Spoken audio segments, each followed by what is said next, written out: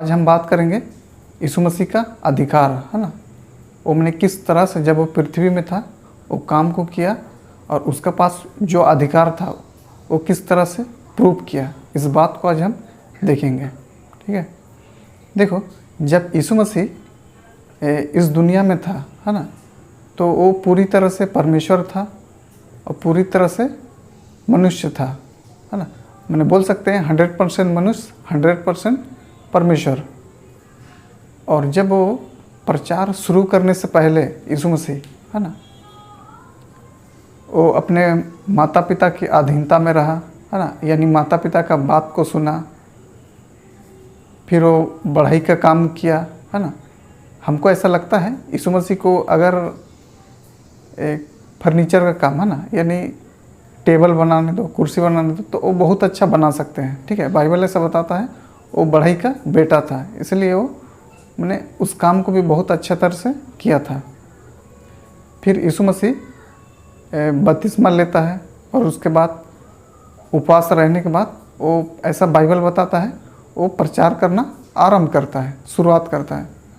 और इस दौरान लोगों को सिखाता है परमेश्वर के राज्य के विषय में, और बहुत से लोगों को शुद्ध करता है, कोढ़ियों को शुद्ध करता है ना, मुर्दों को जिंदा करता है। तो ये सारा काम यीशु मसीह जब वो इस पृथ्वी में था, ये सारा चीज़ों को किया था। यीशु मसीह लोगों को मैंने सिखाता था ना, किसके विषय में? परमेश्वर के विषय में। और इसी तरह से हम देखते हैं एक घर में यीशु मसीह लोगों को सिखा रहा था। और बाइबल ऐसा बताता है कि जब वो जहाँ कहीं भी जाता था, एक बड़ी भीड़, है ना, उसके पीछे हो लेती थी, ऐसा बताता है। और एक घर में जहाँ यीशु मसीह लोगों को सिखा रहे थे, है ना, यानी परमेश्वर के विषय में बता रहा था, तो वहाँ बताता है बहुत ही भीड़ था, है ना। और एक स्त्री जिसको 12 वर्ष से बाइबल बताता है कि लहू बहने का रोग था, है ना। और जब वो स्त्री यीशु मसीह को नहीं छूती है ना, यीशु मसीह के वस्त्र को छूती है ना, वस्त्र का किनारे वाला भाग को, तब जैसी छूती है उसको पता लगता है कि हम मने चंगे हो गए हैं। और यीशु मसीह जो जाते रहता है ना, वो पीछे मुड़ के देखता है कि, और भीड़ से कहता है किसने मुझे छुआ। और मेरे को ऐसा लगता है ना, वहाँ पर ये चेला लोग था, थोड़ा हंसा होगा या स्माइल किया होगा, अरे क्या बात कर रहा, है ना। उसका चेला लोग बोलता है कि प्रभु, भीड़ तुझे दबा रही है, भीड़ तुझ पर गिर पड़ रही है ना, और तू कहता है कि किसने मुझे छुआ, है ना। तो इससे हम समझ सकते हैं यीशु मसीह के पीछे, है ना, एक बहुत ही बड़ा भीड़ था। और यही भीड़, है ना, क्योंकि यीशु मसीह जहाँ भी जाता था भीड़ उसके पीछे रहता था। तो ये जो जगह जहाँ पर यीशु मसीह एक घर में लोगों को सिखा रहे थे, बाइबल बताती है कि पूरा तरह से फुल पैक, है ना। इतना भीड़ था कि अगर कोई बाहर से अंदर आना चाहे, है ना, तो नहीं जा सकता। अगर कोई बाहर से अंदर जाएगा नहीं जा सकता, है ना अंदर से कोई बाहर आ सकता, ना बाहर से कोई अंदर जा सकता, इतना भीड़, है ना। उस चीज़ को सोचो, है ना, अगर पूरा इतना भयंकर भीड़ है ना, बाहर भी नहीं जा सकता, है ना, अंदर भी नहीं आ सकता, तो अगर किसी को मान लो सुसु लगा है, ठीक है, तो फिर वो क्या करेगा? कर तो नहीं देगा ना, है ना, बर्दाश्त करेगा। क्योंकि यीशु मसीह 5-6 घंटा तो मेरे ख्याल से नहीं दिया होगा, सिखाया होगा, कुछ कम ही था होगा, है ना। तो इतना भयंकर भीड़ था वहाँ पर ही, उस जगह में। और बाइबल ऐसा बताता है वहाँ पर ही शास्त्री और कुछ शास्त्री लोग यीशु मसीह का सुन रहा था, है ना। ये शास्त्री कौन है, इसको हम आगे बताएंगे, है ना। ये शास्त्री लोग यीशु मसीह से सीखने के लिए नहीं सुन रहा था, बल्कि उसका गलती को पकड़ने के लिए सुन रहा था। और उसी टाइम में देखो, उस घर में इतना भीड़ था ना कोई अंदर से बाहर आ सकता था, ना कोई बाहर से अंदर जा सकता था, ठीक है। तो 4 मनुष्य, है ना, एक लकवा का मरीज को लेके आ रहा था, है ना, यीशु मसीह का पास में, क्योंकि देखता है कि पॉसिबल नहीं है अंदर जाना। तो ये लोग क्या करता है, एक छत को होल करता है ना, और उस लकवा के मरीज को उस होल से नीचे उतार देता है। और यीशु मसीह देखता है उनके विश्वास को, तो उस जो लकवा का मरीज उसके सामने उसको जो लेटाया जाता है, एक ही बात कहता है यीशु मसीह, हे पुत्र तेरे पाप क्षमा हुए, है ना। क्या बोलता है? हे पुत्र तेरे पाप क्षमा हुए। और जो वहाँ पर शास्त्री लोग बैठा हुआ था, है ना, वो लोग इस बात को अपने आप में बोलता है कि ये कैसे ऐसा बोल सकता है ना, क्योंकि पाप क्षमा का अधिकार किसका है? सिर्फ परमेश्वर का है ना। ये ऐसा कैसे बोल सकता है? ये तो परमेश्वर का क्या कर रहा? निंदा कर रहा है। देखो एक एग्जाम्पल से हम समझते हैं ना इस चीज़ को। जैसे मान लो एक बहुत बड़ा होटल है ना, और उस होटल का मालिक है ना, वो चाहे तो किसी को कोई पैसा अगर नहीं दिया है ना, तो उसको माफ़ कर सकता है, चाहे तो पैसा वसूल सकता है ना। और दूसरा तो ऐसा कोई कर नहीं सकता, मालिक ही कर सकता है। और जो वहाँ पर ही मान लो 15-20 जो भी है वेटर लोग काम करता है, वो लोग तो ऐसा कर नहीं सकता है। अगर कोई वैसा करता है तो इसका मतलब वो क्या दिखा रहा? मालिक अपने आप को दिखाने खोज रहा है ना। यही बता रहा ना, क्योंकि किसी को भी अगर कोई वो होटल का बिल बना है ना, अगर वो नहीं दे पा रहा तो उसको माफ़ करने का अधिकार किसका है? मालिक का है। वेटर लोग तो नहीं करेगा, जाहिर सी बात है। तो अगर कोई वो ऐसा करता है वेटर में से, है ना, तो इसका मतलब क्या है? वो मालिक अपने आप को बनाने खोज रहा है। वो तो अधिकार सिर्फ मालिक के पास है, ठीक है। अगर वो जो वेटर है वो कर रहा है, अगर वो गलती से मान लो उसी का बेटा है, तो फिर अधिकार उसके पास हो सकता है, ठीक है। देखो यहाँ पर ही यही चीज़ फरीसी लोग बोल रहा है ना, ये क्या कर रहा? ये यीशु मसीह को हमेशा बोलता है कि तुम एक मनुष्य होकर अपने आप को क्या है? परमेश्वर दिखाने का काम करते हो, है ना। तो यही चीज़ बोल रहा है यीशु मसीह से कि तुम माने ये एक मनुष्य है लेकिन अपने आप को क्या है? परमेश्वर दिखाने का काम कर रहा है, बोल रहा है। यही चीज़ इस पर क्या करता है? दोष लगाता है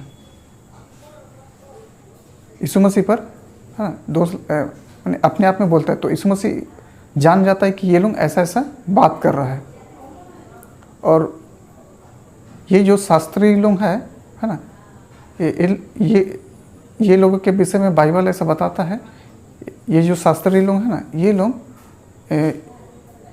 पुराना नियम का जो 5 पुस्तक है ना, जैसे उत्पत्ति, निर्गमन, लय व्यवस्था, गिनती, व्यवस्था, विवरण, ये जो 5 पुस्तक है, ये लोग इस चीज़ को मैंने सिखाता है, ये पुस्तक को इतना अच्छा तरह से जानता है। एक तरफ से बोल सकते हैं ये शास्त्री लोग टीचर है ना, शास्त्री। और एक होता है फरीसी, है ना। ये फरीसी लोग कौन है? ये लोग मैंने जो भी ये 5 पुस्तक है ना, ये मूसा लिखा हुआ है, और ये मूसा के पुस्तक इसको कहा जाता है। और ये फरीसी लोगों को ये अधिकार है कि मैंने ये लोग किस तरह से व्याख्यान करें, है ना, एक्सप्लेन करें। तो ये शास्त्री और फरीसी हमेशा से ही यीशु मसीह के पीछे पड़े थे। और जहाँ भी यीशु मसीह लोगों को सिखाता था, वहाँ ये लोग सुनता था यीशु मसीह को, सीखने के लिए नहीं बल्कि उस पर दोष लगाने के लिए। इसी तरह से एक बार यीशु मसीह का पास ये शास्त्री और फरीसी लोग एक स्त्री को पकड़ के लाता है, जो व्यभिचार करते हुए उसको पकड़े रहता है, और लेके आता है यीशु मसीह के पास और बोलता है, हे गुरु, है ना, ये स्त्री व्यभिचार करते हुए पकड़ी गई है और मूसा ने हमको आज्ञा दिया हुआ है। क्या आज्ञा दिया है? कि ऐसी स्त्रियों पर क्या करो? पत्थर मार मार के मार डालो, है ना। तो बोलता है कि आप क्या आज्ञा देते हैं? तो फिर यीशु मसीह, क्योंकि पता है कि ये लोग परखने के लिए ये बात को बोल रहे हैं, है ना। देखो ये जो शास्त्री और फरीसी है ना, जो मूसा का किताब है, मूसा का 5 किताब है ना, पुराना नियम का 5 किताब, उसको बोला गया मूसा की किताब। और इसको ये लोग अच्छी तरह से जानता है, और यीशु मसीह को ये लोग ट्रैप में माने जाल में फंसाना चाह रहा, ताकि किसी तरह से लोग उसको गलती निकाल के उस पर क्या करें? दोष लगाए। लेकिन यीशु मसीह कुछ नहीं बोलता है, तो लोग बार बार उसको दबाव डालता है कि आप क्या आज्ञा देते हैं? मूसा ऐसे ऐसे बात बोला है कि मार डालना है। तो ये लोग उसको ज़बरदस्ती करता है। तो फिर यीशु मसीह एक ही बात को बोलता है, जो है ना, जो कभी पाप नहीं किया अपने जीवन में, सबसे पहला पत्थर वही मारे। और जब देखता है, ठीक है, सबको अपना पाप याद आता है ना। देखो, हम भले ही दूसरे आदमी से झूठ बोल सकते हैं, है ना, लेकिन हम लोग का जो बुद्धि है ना, वो हम लोग को बताता है कि हम लोग कहाँ गलती किए हैं। इसलिए यूहन्ना के किताब में बोला है ना कि यदि हमारा विवेक है ना, यदि हमारा बुद्धि हमको दोष नहीं दे तो परमेश्वर से हम जो कुछ मांगते हैं वो हमारी सुनता है, ठीक है। तो यहाँ जो ये शास्त्री और फरीसी लोग रहता है, जो दोष लगाने के लिए स्त्री को पर दोष लगाता है, यीशु मसीह से पूछता है कि हम लोग आप क्या आज्ञा देते हैं। मूसा तो ऐसा बोला है कि पथराव करना, आपका क्या विचार है। तो बोलता है कि जो पहला पत्थर वही मारेगा जो कभी पाप नहीं किया। और ये लोग ऐसा बाइबल बताते हैं कि एक एक करके सब निकल लेता है, ठीक है। तो इस जो जहाँ पर हम थे, है ना, वो घर का सामने, है ना, जिस घर में यीशु मसीह क्या कर रहा था, प्रचार कर रहा था। और ये जो शास्त्री और फरीसी, ये जो यहाँ पर शास्त्री लोग बैठा हुआ था, है ना, ये लोग यीशु मसीह का सुन रहा था, है ना। तो यीशु मसीह जैसे ही बोलता है ना कि हे पुत्र तेरे पाप क्षमा हुए, ठीक है, तो ये लोग बोलता है कि ये अपने आप को परमेश्वर दिखाने की खोज रहा है, ठीक है। तो यीशु मसीह एक बात को बोलता है, क्या बोलता है, ये बात को तुम जान लो और समझ लो, ठीक है, कि अच्छा, यीशु मसीह एक बात को बोलता है कि कौन सा बात आसान है, क्या ये कहना कि हे पुत्र तेरे पाप क्षमा हुए, या ये कहना कि उठ अपनी खाट उठा और बोलता उठ अपना बिस्तर उठा और चला जा।